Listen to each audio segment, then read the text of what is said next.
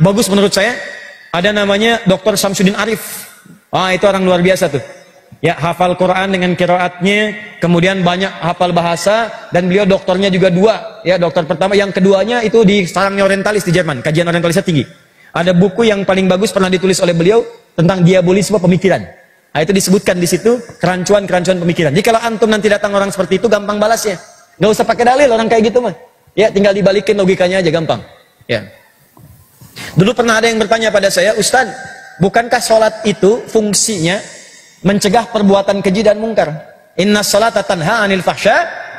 Nah, sekarang saya sudah mampu mencegah perbuatan keji dan mungkar. Berarti saya boleh dong meninggalkan sholat. Tuh. Lihat logikanya tuh.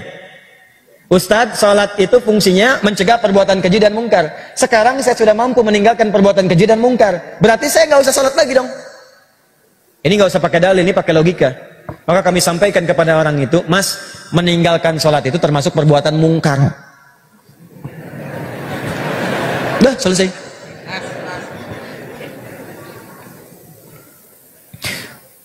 Tanya, jawab. Waalaikumsalam warahmatullahi wabarakatuh. Saat belajar menghafal Quran tapi tidak ada guru hafid di dekat rumah, bagaimana menurut ilmu karam? Taib. Allah ibarik fikum. Gini, Quran itu teman-teman sekalian mesti dipelajari dengan sanad. Sanad yang dimaksud sanad guru yang menerima pelajaran Quran dengan baik, sehingga ketika mengajarkan pada kita, maka ajaran itu sesuai dengan ajaran-ajaran sebelumnya sampai tersambung kepada Nabi. Karena bacaan Quran bukan bacaan biasa. Salah baca bisa salah makna. Nih. Contoh. Dari harokat aja udah beda. Tulis begini misalnya. Ya, bisa bacakan siapa tajwidnya dengan harokatnya yang sempurna? Boleh bantu bacakan? Alif lam mim tuh kan cepet ya, alif lam mim tuh. Nah, udah beda nih. Ayo, ada yang lain? Sempurnakan harokatnya, tajwidnya, makhrajnya. Bagus, alif lam mim. Bagus, dikit lagi. Ada yang lain? Alam, tuh udah beda tuh. Udah alif lam mim, udah alif lam mim, tuh alam. Pertanyaan jauh kan? Jauh banget tuh. Tuh. Udah jauh banget tuh. Ini udah alif lam mim, alam. Mbah dukun duit ini dia alam. Pertanyaan saya, ini bacanya apa? Alif lam mim pa alam. Tuh. Anda pilih apa? Alam. Ibu? Alif lam mim. Tuh, ada suami istri, satu alam, satu alif lam mim. Alif lam mim, alam. Alif lam mim, alam. Kita pisah aja kalau begitu. Oh, pisah. Ini dari mana taunya alif lam mim atau alam? Ada guru yang mengajarkan. Kalau ditempatkan di surah Al-Baqarah berarti belum tentu. Belum tentu. Alam tara annallaha lahu mulkus samawati wal ard. Jadi kalau ditempatkan di Al-Baqarah ayat yang pertama, maka ini pasti bunyinya apa? Alif lam mim. Kalau ditempatkan di Al-Fil, pasti bunyinya alam tara kaifa fa'ala rabbuka bi ashab. Dari mana taunya alam dengan alif lam mim? Ada guru yang mengajarkan. Contoh, Ustadz, tapi kan sekarang sudah ada harokatnya, belum tentu bisa sempurna bacanya. 2. Misal, alhamdulillahi rabbil. Ini saya begini, please. Rabbil alamin. Alhamdulillahi rabbil alamin.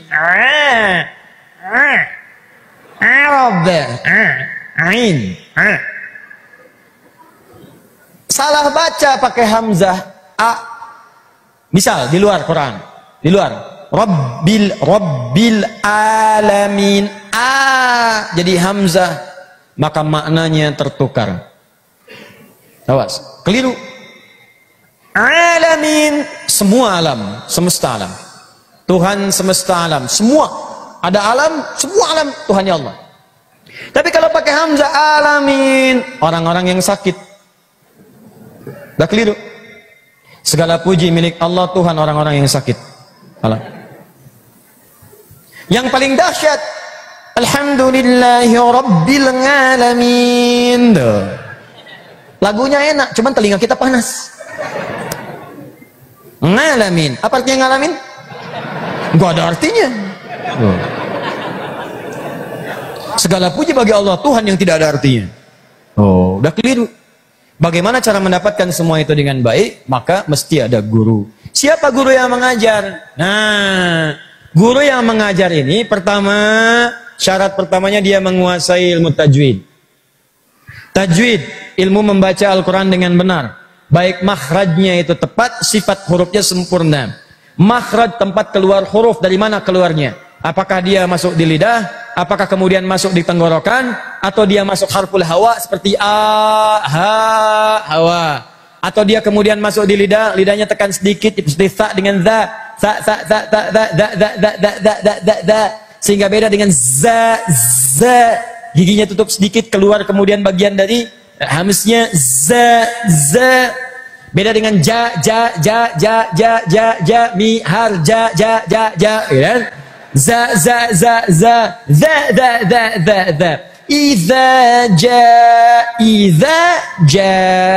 Iza zulzilatil ardu zi tuh. Kalau diajarkan benar, za pertama benar, za yang kedua benar. Tapi kalau Anda nggak belajar susah. Iza zulzilati, yang paling repot ijajul jilati, jilat terus sampai habis. Tuh. Ya.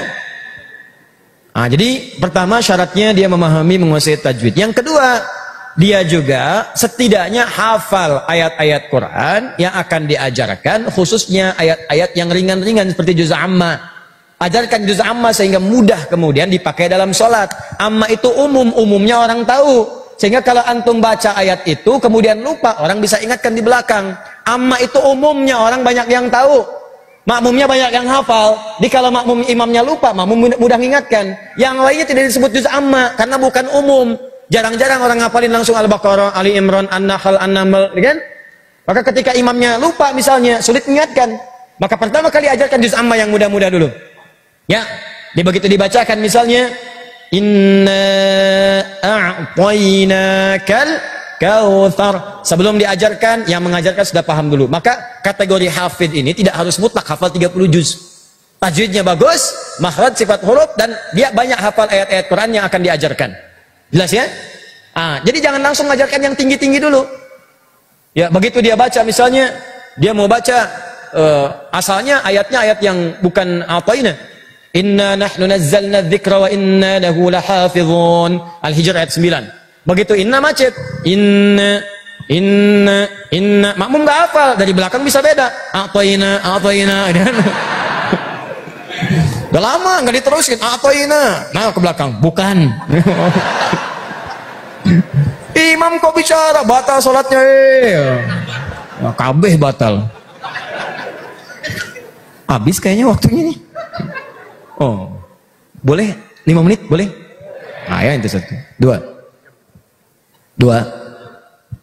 Assalamualaikum. Waalaikumsalam. Ustadz,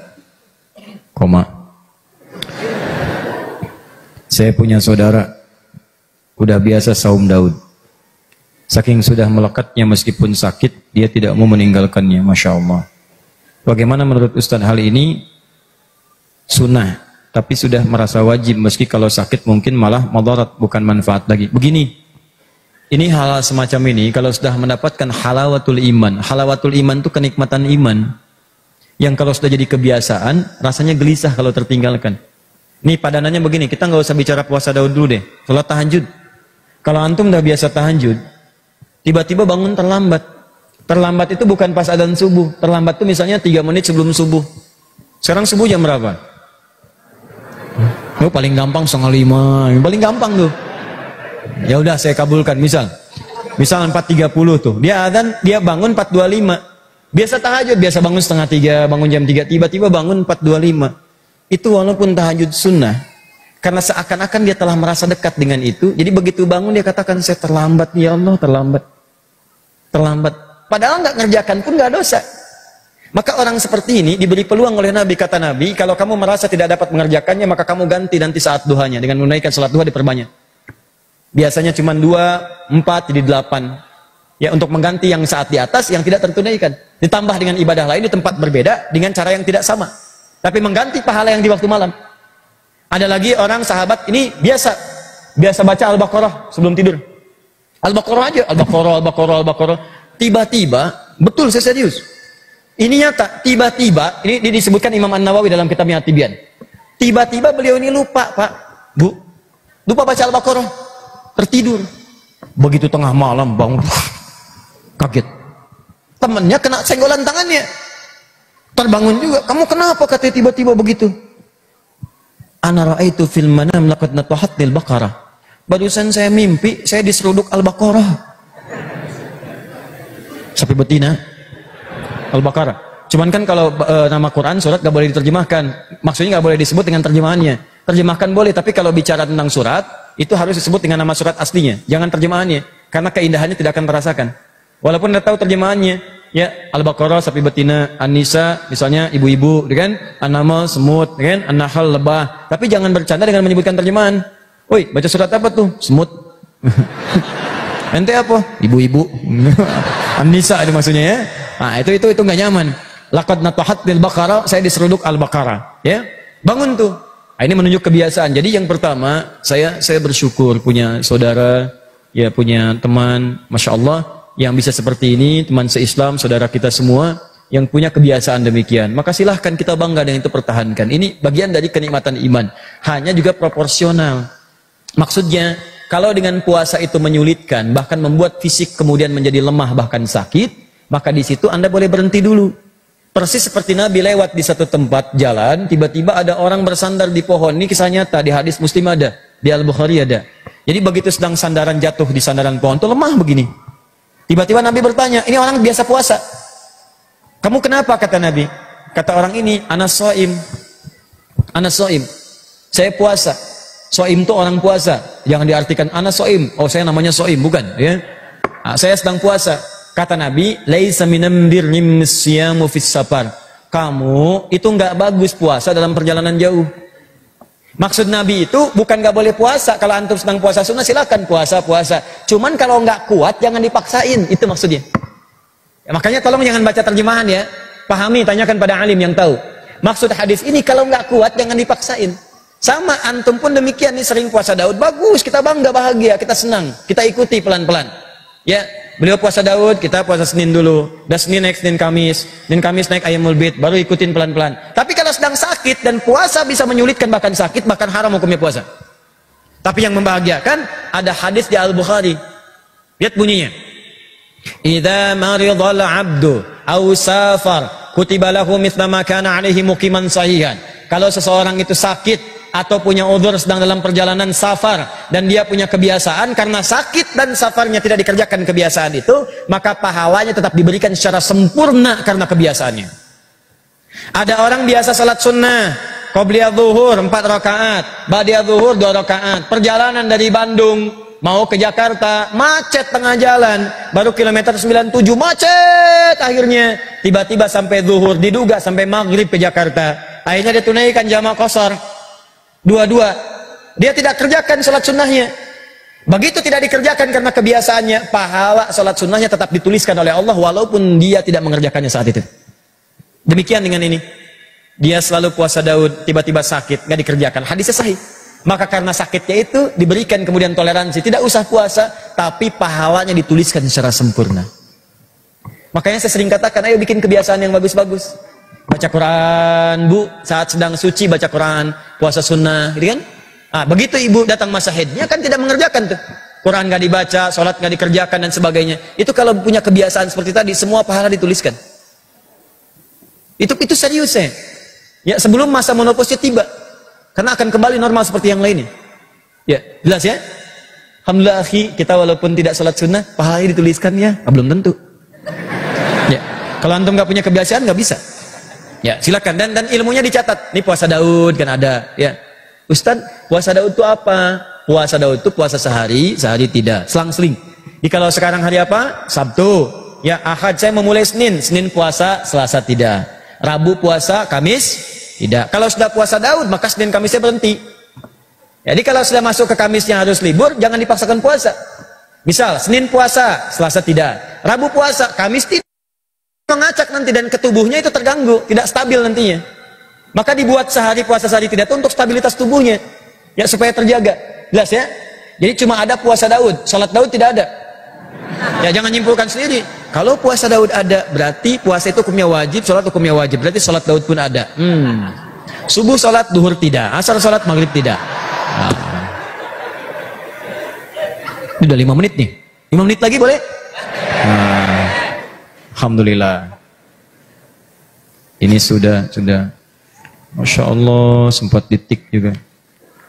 Oh, bukan yang ini rupanya. Sudah tadi. Allahu Akbar. Semoga Allah muliakan. Bismillah. Koma. Barakallah Ustaz. Afwan nih, maaf. Bismillah bagus untuk nulis. Tapi saya sarankan masukkan salam juga. Assalamualaikum. Bismillah itu untuk melahirkan pahala bagi pribadi, untuk mengerjakan apapun. Bismillah ada pahala, Bismillah ada pahala. Tapi salam itu sapaan yang melahirkan pahala baru. Jadi begitu Anda mengatakan Assalamualaikum, Bismillah, Assalamualaikum. Nah, itu pahalanya tambah. Dan saya jawab Waalaikumsalam. Dan yang kedua, Bismillah bisa disirkan, salam tidak. Bismillahirrahmanirrahim, bisa tulis. Tapi Assalamualaikum tidak. Ustadz mau buka pengajian, Assalamualaikum, silent, sir. Assalamualaikum, enggak bisa. Ya. Atau sayanya jahar, antumnya sir. Assalamualaikum warahmatullahi wabarakatuh. Nggak bisa. Maka saya sarankan kalau mau bertanya, Bismillah, bagus, dan sandingkan dengan salam. Melihat keadaan umat bahwa pemuda saat ini yang telah tercemari oleh orientalis yang kuat. Nah, untuk itu kami yang kapasitas keilmuannya masih rendah, bagaimana cara kami untuk ikut berjuang dalam dakwah ini dan melawan paham-paham orientalis yang sudah melekat? Belajar. Belajar. Masuk kampus belajar yang benar. Ambil jurusan-jurusan yang sesuai. Masuk fakultas dakwah. Ambil jurusan yang jelas. Pelajari ritmenya. Bahan-bahannya kaji. Sekarang banyak. Di Indonesia banyak. Ada kajian-kajian. Ikuti kajian yang sifatnya itu membantu dengan cita-cita antum. Antum pengen nih jadi filter untuk orientalis. Ngatasi mereka. Ikuti kajian. Ada INSIS. Ya, ada ustad-ustadnya, Ustadz Hamid, Ustadz Adian Husaini, ya, dokter misalnya yang tadi saya sebutkan Samsudin Arif, ya, ada dokter Ugi Sugiharto. Banyak kajiannya, buku-bukunya banyak dan berkualitas. Itu orang-orang hebat, jangan dikira orang biasa tuh. Itu orang hebat. Tahukah Anda teman-teman sekalian? Itu mereka. Karena jarang ada yang manfaatkan di Indonesia ini, itu banyak jadi dosen di luar negeri. Di Malaysia jadi profesor hebat. Ada yang ngajar sampai di Kuwait, ada yang di Oman. Jadi macam-macam itu. Luar biasa. Ya, ada buku yang saat dituliskan Amerika langsung pesan. Itu buku Mishkatnya Profesor Hamid Zarkasi. Itu begitu selesai itu sudah ada di perpustakaan Washington DC. Jadi kaji itu, saking berkualitas ya. Dan tidak apa-apa, itu biasa. Biasa. Toh kita pun kalau ada karya orang barat kita baca juga. Jadi dalam dunia hazanah pemikiran itu biasa kita mengkaji, kita baca. Jadi kalau antum ingin filter seperti itu, maka masuk ke jurusannya. Sama. Antum pengen jadi ahli Quran, masuk kampus, jadi ahli Quran, masuk jurusan ilmu Al-Quran. Kalau ingin spesifik misalnya masuk ke PT IKI, S2-nya IKI, tajamkan di situ, ayo belajari. Kalau pengen masuk jurusan komunikasi, masuk Fikom. Kalau pengen masuk jurusan hadis, masuk tafsir hadis. Jangan tanggung, kalau bisa pelajari sampai ke Timur Tengah. Ustaz saya pengen ke Madinah, bagaimana? Pelajari kurikulum Madinah sebelum ke sana. Di sini lihat apa pelajarannya, bagaimana caranya tes. Jadi disiapkan dari sekarang. Saya pengen ke Ummul Qura, siapkan. Saya pengen ke Libya, silahkan. Pengen Tunisia, silahkan. Saya pengen ke McGill, jangan. Udah, kecuali kalau ingin pelajari sistem, kalau sudah kuat, ya, boleh silahkan untuk khazanah pemikiran. Ya, saya kadang main juga, main ke Hamburg, Jerman, main ke sana lihat bagaimana kehidupan orientalis, ya, saya masuk kampus ya, saya lihat, kampusnya, saya lihat apanya, sampai ke simbol-simbolnya orientalis semua.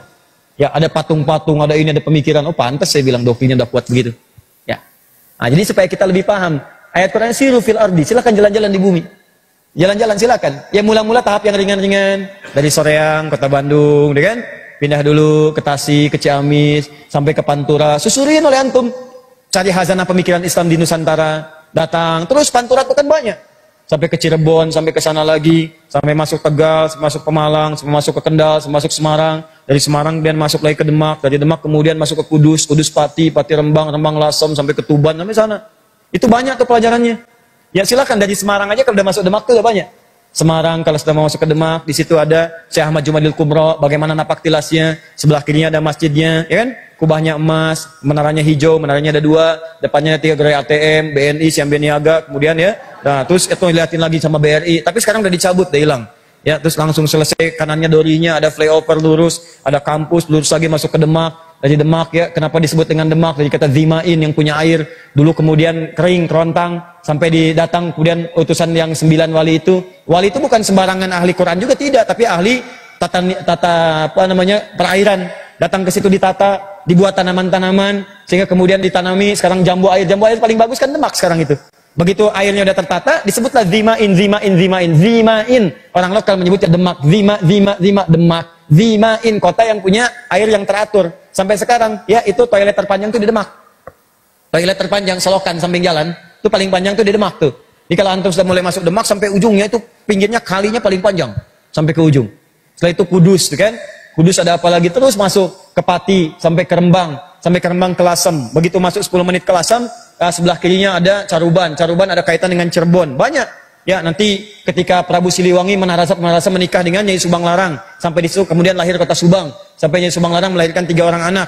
Ya, anak pertama dikenal dengan Walang Sungsang, tahun 1423. Kemudian lahirnya yang kedua, ya Fatimah Mudaim, Syarifah Mudaim, dikenal dengan Nyai Rara Santang. Yang ketiga dikenal dengan Raja Sengara, lahir 1427. Dari situ kemudian pergi ke Mekah. Ya, Syarifah Mudaim bertemu dengan Syarif Abdullah, menikah, melahirkan Syarif Hidayatullah sampai dengan pulang. Sampai sebenarnya belajar dengan Syekh Athaillah Ibnu Sakandari. Pulang sampai ketemu kakeknya. Ya, kakeknya itu memberikan daerah di Gunung Jati dikenal dengan Sunan Gunung Jati. Abdullah Iman balik lagi ke Lemah Wungkuk. Di Lemah Wungkuk itu kumpul etnis. Ada etnis Arab, ada etnis lokal, ada etnis Cina. Karena campuran disebut dengan Caruban. Senangnya membuat terasi dari udang rebon. Dari udang diambil, dikeringkan, airnya dibuang. Ya, mereka mengenal dengan rebon.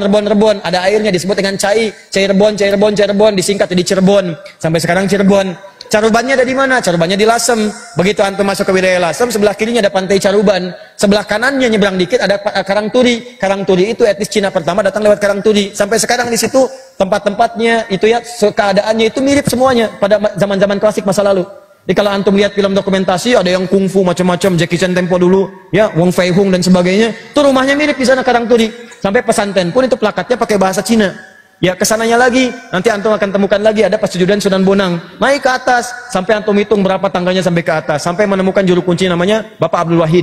Begitu dia katakan ketemu dengan antum akan kaget. Ternyata kuburannya tidak di situ. Kuburannya di tempat tersembunyi, ya tidak banyak dibuka supaya tidak dikultuskan. Keterangannya bagus banget.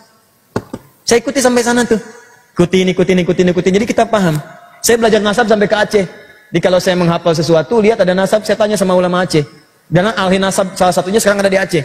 Ya sampai ke Aceh tanya, ini saya mendapatkan ini benar nggak? Beliau teliti, ini bukan, ini yang tepat tuh yang ini. Nah itu temukan demikian. Nanti kita sambungkan lagi. Nasab Nabi kayak Haji Ahmad Dahlan, gimana sampai kemudian ke Nabi? Kita teliti lagi, ya cek lagi dan seterusnya. Sampai ditemukan demikian. Banyak ulama, di Lembang jelasin banyak ulama. Antum kalau mau tahu sekarang ahli Quran misalnya yang paham fikih, ada Gus Bahaudin Nur Salim. Ya itu kalau bicara Quran fikihnya itu matang, bagus. Ada Gus Qayyum, kayak Haji Abdul Qayyum itu hal-hal yang sifatnya sulit dipahami dalam tafsir itu beliau paham. Ya ada Mbah Maimun di Sarang, Rembang yang kemarin ramai misalnya kan. Nah itu enggak usah antum kecilkan, itu orang luar biasa itu beliau. Ya terlepas dari yang lain kita bisa silahkan. Kan tinggal pilih, beliau kan adil menyebutkan dua-duanya. Doa pertama untuk nomor 2, ya yang kedua untuk nomor 1, tinggal pilih aja. Mau ngaminkan yang mana? Ya nomor 1 ngaminkan nomor 2, amin, ya silahkan ya. Nomor 2 ngaminkan nomor 1 silahkan aja. Kita nggak usah ikut-ikutan dan jangan antum mencela dan mencemooh, bikin meme, bikin apa tidak, itu kayak terhormat. Pilihan silahkan masing-masing. Ya jangan paksakan dan jangan berselisih lah. Ya, ayo kita bangun keteduhan, pilihan kita hargai dan jangan saling menjatuhkan satu dengan yang lainnya. Paham ya? Ya, saya akan netral lah. Saya nggak bisa bicara hal itu. Saya akan fokus kepada urusan mengajar saja. Ya jangan paksakan lah. Ya jangan paksakan sesuatu. Kita sederhana. Saya nggak bisa katakan misalnya, ayo pilih nomor 2. Saya nggak bisa. Saya harus netral. Enggak, itu jangan ketawa. Saya nggak bisa. Ya saya juga nggak bisa katakan misalnya jangan pilih nomor 1. Saya nggak bisa. Ya itu mustahil saya katakan. Nggak bisa. Enggak, saya netral, ingat, jangan macam-macam lah. Netral, saya netral. Ya. Persatuan nomor 1. Ya, adapun presiden nomor. Udah. Jangan bawa saya kemana-mana. Ya. Ini talim tidak. Saya menghargai dua-duanya. Kita doakan yang terbaik insya Allah. Saya menghargai. Ketika saya tutup nih kalau ramai nih. Jadi saya udah lewat lagi nih. 2 menit boleh? Ustadz, saya ingin bertanya. Ketika saya sholat, kenapa di depan mata saya tertutup atau terbuka selalu ada lafaz Allah? Allah atau Allah. Apakah itu gangguan dari setan? Kalau lafaz itu mengganggu khusyuk Anda, berarti itu setan. Ya, kalau mengganggu Anda khusyuk. Kalau tidak mengganggu Anda khusyuk, berarti itu gambaran untuk mengarahkan Anda pada kehusuan. Ya, jangan-jangan itu imajinasi Anda gitu muncul. Tadi kalau Anda terganggu dengan itu semua, misalnya, itu berarti setan. Karena tugas setan itu memberikan waswas supaya Anda terganggu dalam sholat. Di hadis riwayat Abu Daud, kata Nabi SAW, jika mulai Anda akan sholat mengangkat tangan, kalau sudah mengangkat tangan, maka fayaqulu syaitan, setan akan berkata, udhkur kada, ingat ini, ingat itu. Maksudnya Anda dipalingkan dari sesuatu yang membuat Anda fokus khusyuk dalam sholat. Kalau Anda terganggu berarti setan. Bahkan yang paling bahaya, hatta la yash'ural musalli kam rakatan yusalli. Sampai orang sholat tidak sadar berapa rakaat sedang menunaikan sholatnya. Allahu Akbar, melihat lafaz Allah. Melihat. Sampai lupa berapa rakaat ya. Nah, itu pasti setan. Jelas ya? Nah, saya kira itu yang kita bahas hari ini. Jadi kita sepakati bahwa kalau ada orang-orang turunan dari ilmu orientalis, kita jauhi, kita tinggalkan. Kalau hadir di sekitaran kita juga kita doakan. Jangan saling mencela, jangan saling menghina, jangan saling merendahkan. Kita harus bangkit untuk memperbaiki diri sehingga Allah menilai kita lebih baik daripada sebelumnya. Siap insya Allah?